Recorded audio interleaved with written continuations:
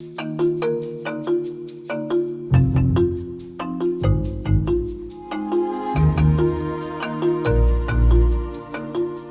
first thing I want to say is how proud I am of our teams across the world. Proud of their engagement, proud of their resilience, proud of the agility and the way they have adapted their processes to respect the L'Oréal and local health regulations. And finally, proud of the incredible solidarity with the vast majority of sites remaining open throughout, preparing and delivering hand sanitizers to those who need it the most. As for the impact the crisis has had on our supply chain, we've seen a huge volume shift between divisions and between channels. Our distribution centers have demonstrated real agility in the way they have adapted to these shifts. Tout le personnel de la centrale de distribution a été vraiment fier qui a pu contribuer à la fourniture, à la distribution du gel, des masques pour tous les besoins de L'Oréal Italie. Et aussi, nous avons également contribué à l'expédition d'une certaine gamme de produits capillaires qui ont été destinés à des associations bénévoles.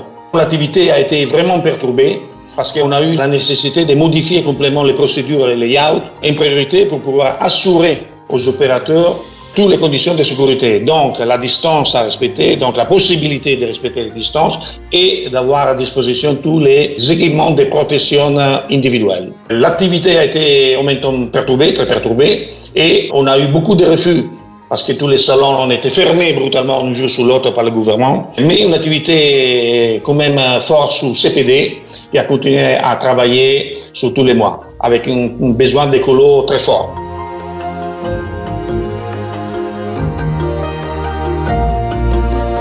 L'activité a continué tout au long de cette période inédite et pour preuve, nos volumes de fret international, que ce soit par voie maritime ou aérienne, ont atteint des quantités d'environ 7000 containers sur un trimestre, notamment sur le premier trimestre 2020, ce qui est tout à fait en phase avec les volumes du deuxième semestre 2019, voire même supérieur. Et la tendance sur le deuxième trimestre de cette année, en tout cas sur le mois d'avril, est également en phase avec ces volumes. Alors cela a été rendu possible vraiment grâce à de solides relations construites dans la confiance et la transparence avec nos partenaires transport. Dès le début de la crise, nous avons mis en place avec eux un monitoring quotidien de l'activité qui nous a permis de gérer au mieux les éventuelles criticités et surtout d'avoir de la visibilité sur nos capacités à répondre à nos besoins business. Donc ça, c'était vraiment important. Mais ce que je tiens quand même à saluer, par-dessus tout, c'est l'extraordinaire mobilisation de toutes nos équipes dans chacune de nos zones, chacun de nos pays et leur engagement sans faille pour accompagner le business et répondre avec agilité et réactivité aux besoins et aux priorités du moment.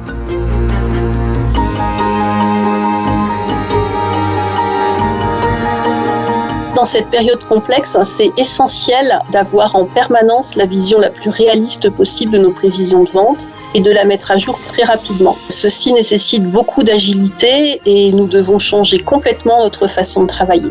Pour commencer, il faut prendre des paris avec nos partenaires business sur les ventes des mois prochains, prenant en compte la fermeture des points de vente et le booming de l'e-commerce, se mettant d'accord sur l'augmentation de certaines catégories et anticipant le redémarrage de l'activité.